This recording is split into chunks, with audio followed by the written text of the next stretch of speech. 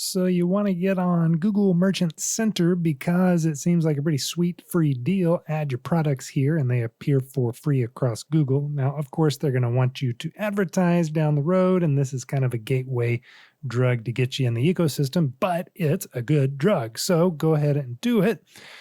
You may be scratching your head, though, when you get your products loaded into Google Merchant Center and they all have these view fix suggestions on them. Well, in my case, we do not have any sort of ISBN, GTIN, UPC, manufacturing part numbers. We don't have identification numbers for our products, so we have to go purchase the right to have unique serial numbers, basically. I guess it's technically not a serial number, but nonetheless. I'm going to show you how to do this on one of our products, View Fix Suggestion. If you are in the same boat and these things need attention, you need a GTIN, UPC, EAN, JAN, or ISBN, a brand, and or a manufacturing part number. For the brand, you can just enter in your brand. So in this case, it's Cups Espresso Cafe.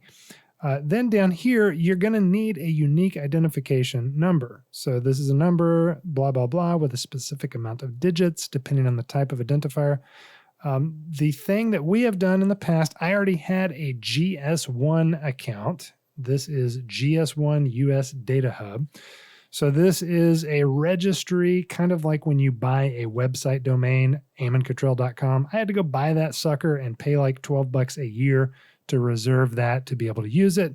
This is the same thing, even though we have these products that we produce, in order to have a universally recognized barcode number for them, these GTINs that I'm producing, we got to go register it in this GS1 database. When you register an account here, it's kind of convoluted. I'm not going to lie. I don't know the ins and outs of everything, but what I do know is that you need to get a company prefix. And I'll show you what that is right here. I don't want to close out of those other screens. What you need is, I'm on my profile and on my dashboard on this GS1 US, and you're going to make sure you have a prefix. This lets you, for these prices, register a certain number of products in GS1 or on GS1. So if you got 1 to 10 products, it's $250, and then it renews every year for $50. Once you've gotten your prefix, go back to GS1, this thing, my GS1 US. Boy, they should rebrand this. Go back here, because where you need to go next is the Data Hub. Access GS1 US Data Hub. Here's where you're going to have all the info about what you can do. Here you can see I've used 7 of our GTINs, and I have 3 left to use before I upgrade. At the top bar here, go to Product, and here is where we were just a moment ago. Here are the products in use. I'm going to show you how to create a new product. Here is the Google Merchant Center. What I am doing is just going back and forth one by one on each of these. Incidentally, there is a template you can download to import multiple products at the same time. I'm currently in the process of doing that to test it out, but you can find that in the same product page and just click the Import Products button and download that template. But here we go. Blueberry Cinnamon I can do. We've got the brand name here in Google Merchant Center on the left, and then over here on the right, I want to add a new product. So I'm going to click Add a New Product, and then I'm going to type in whatever the product description is. Blueberry Cinnamon. Coffee in this case. Brand name. This is going to match the brand name that I've entered over here on the left in Google Merchant Center.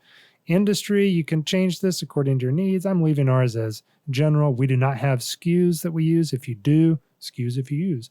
If you do use SKUs, then put them in right here.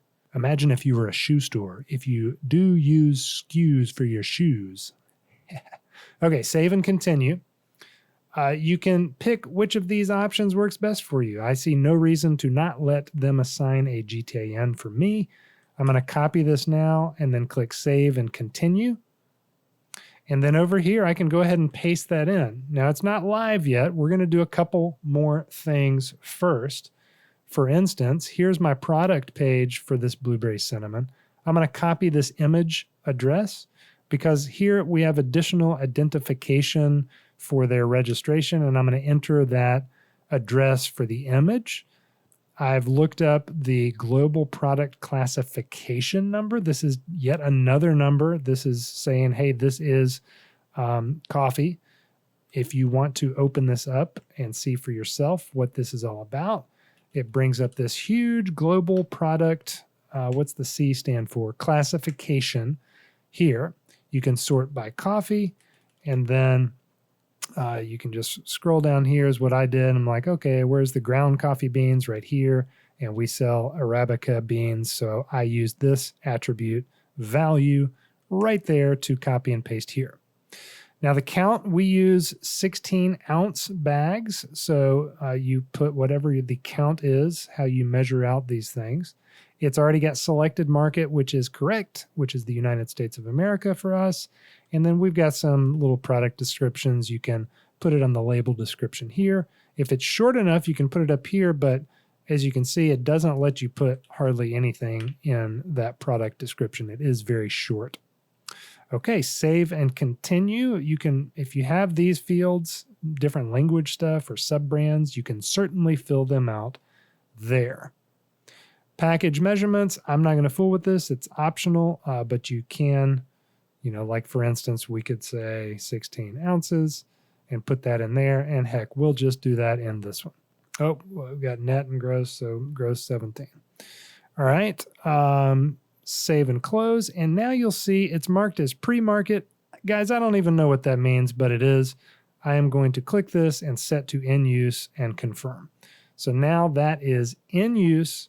Back here on Google Merchant Center, I have already copied and pasted this GTIN number. I'm going to apply it, and changes are saved. May take a few minutes to show in your product list. So I've just got it scraping automatically the website, pulling these items in like it hopefully should. Hope that's useful for you. Let me know in the comments below if it was. It can be a little overwhelming. Just do one thing at a time as you go through the GS1 and set yourself up an account there and try to link this up with Google Merchant Center. Remember, you only have to do this once, so it's worth it to put in the effort up front. You're awesome. Hope you have a great one. Hit subscribe.